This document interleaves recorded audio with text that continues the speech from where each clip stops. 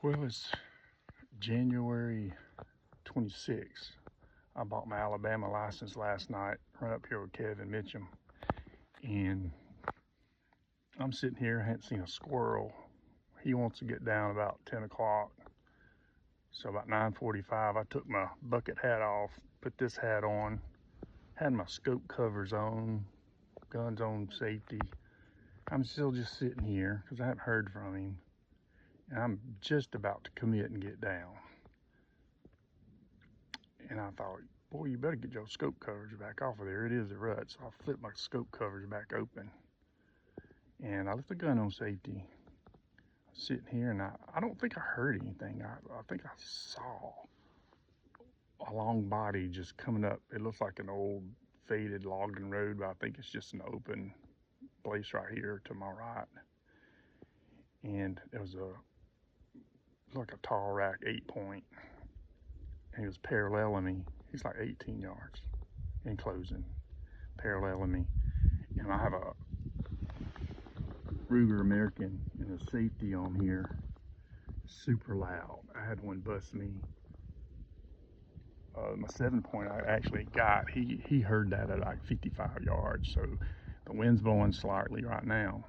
So I actually had the gun in my lap on a rail when he's right in front of me. And I reached down with both thumbs and I pushed it to fire so he wouldn't hear it, because he's right there. If he turns, I'm done. I'm only 14 feet off the ground, maybe.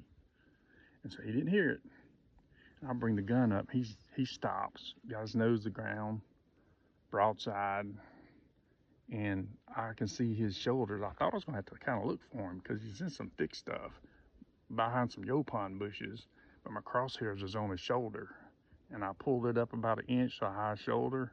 I said, screw it. I'm shooting through those yopon bushes. He was headed to some open spot, but I had him right there, so I'm shooting. So I pulled the trigger. He took off, and then he started running straight away from me to this open spot. And I threw another bullet at him. I said, shoot him again, you know. I don't know if I hit him or not, but he ran straight away, and he, about 55, 60 yards over there, he kicked over, and I can't see nothing. He's down right over there. I don't think he got up. So I called Kevin. He's on the way here. And I'm going to step in the tree because I don't know exactly where he's at. I'm usually pretty good about picking a tree out, but it's so thick. If you look behind me, it's super open. Well, there, I found a branch right here, a dry branch, and it goes in, parallels this thick stuff over here.